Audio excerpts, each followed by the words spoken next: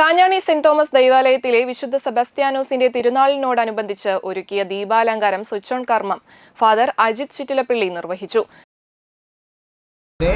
നമ്മൾ ഇന്ന് കാഞ്ഞാണി ഇടവകയുടെ തിരുനാളാഘോഷത്തിൻ്റെ ഏറ്റവും അടുത്ത ഒരുക്കത്തിലാണ്.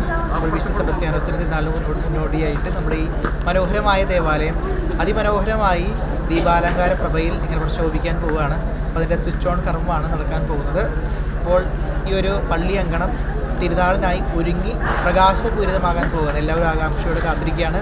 എല്ലാവിധ ആശംസകളും മംഗളങ്ങളും തിരുനാളിൽ ഞാൻ നേരുകയും ചെയ്യുന്നു. എല്ലാവരും ഇങ്ങോട്ട് വരണം. ഈ ശനി ഞായറാണ് തിരുനാൾ, 10-11 ദിവസം.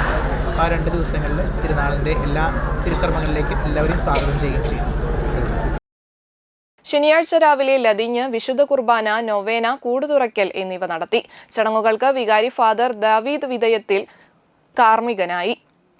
തിരുനാൾ ദിവസമായ ഞായറാഴ്ച രാവിലെ 11 മണിക്ക് നടത്തുന്ന ആഘോഷമായ തിരുനാൾ കുർബാനയ്ക്ക് ഫാദർ ഡെബിൻ ഒലക്കെങ്കിൽ മുഖ്യ കാർമ്മികത്വം വഹിക്കും. ഫാദർ പ്രവീൺ പുത്തൻചിറക്കാരൻ സഹകാർമ്മികനാകും. ഫാദർ ടൈസൺ മണ്ടുംപാൽ തിരുനാൾ സന്ദേശം നൽകും. വൈകിട്ട് 4:30 വിശുദ്ധ കുർബാന തുടർന്ന് തിരുനാൾ പ്രദക്ഷിണവും നടത്തും. ജനുവരി 12 രാവിലെ മരിച്ചവരെ അനുസ്മരിച്ച് വിശുദ്ധ കുർബാനയും ഉണ്ടായിരിക്കും. ചടങ്ങുകൾക്ക് ജനറൽ കൺവീനർ ജോസഫ് മാങ്ങൻ, കൈക്കാരന്മാരായ ജോസി വി ചാക്കോ, നിക്സൺ ഫ്രാൻസിസ്, ഡെന്നിസ് ജോർജ് എന്നിവർ നേതൃത്വം നൽകി.